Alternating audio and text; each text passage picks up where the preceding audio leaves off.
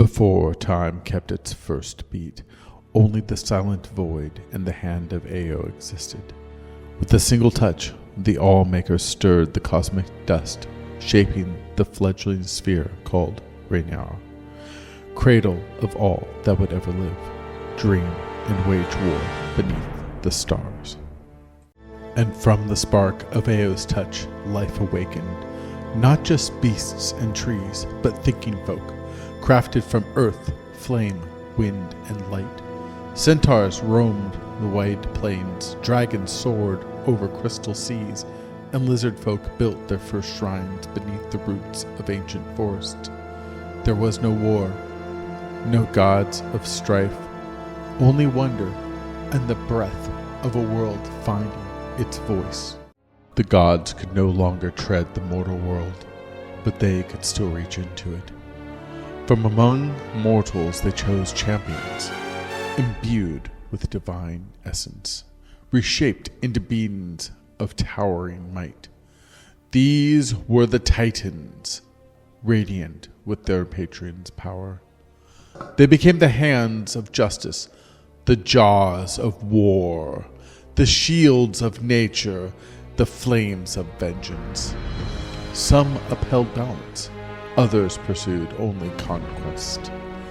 Their battles scorched deserts, shattered forests, and carved mountains into tombs. The Age of Titans was not just a war of gods. It was the trial of mortal will under divine fire. With the Titans gone and the gods withdrawn, silence fell, but magic did not fade. Instead, it awakened. The skies shimmered with prismatic descent, light poured into the world, and the weave bloomed like spring. For the first time, all creatures felt the pulse of arcane power. Wizards rose, kingdoms floated, and even the humble learned to shape the world with will alone. This was an age of wonder, until ambition cracked the sky. A ritual too vast, too proud, swallowed its own light, birthing shadow where brilliance had once danced. And so the age of magic ended, not with silence, but with a scream. When the gods withdrew and magic waned, mortal power rose in their place. These were the elders, rulers, mages, and visionaries who shaped the world through knowledge and force of will.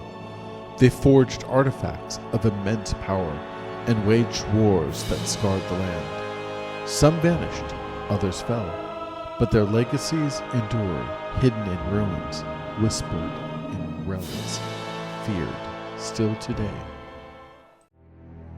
As the elders passed and magic faded, mortals turned to machines. Clockwork minds and arcane engines unlocked what magic could no longer. They built automations, ether cores, and gates, devices that reach beyond the veil of realms.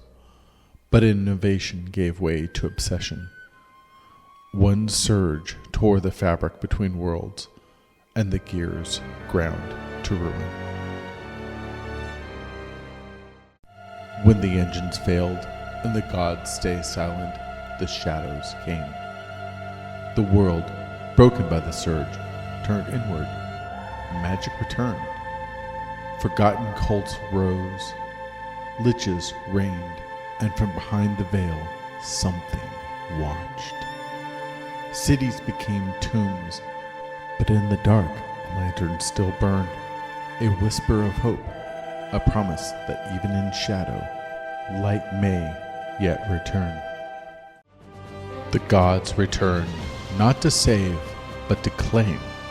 Faith became law, miracles became tests, every soul a prize in a divine war.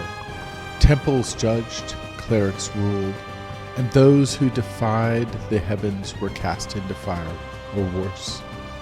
But even as gods fought for dominion, mortals began to rise, not with prayers, but with purpose. This was the age of trials.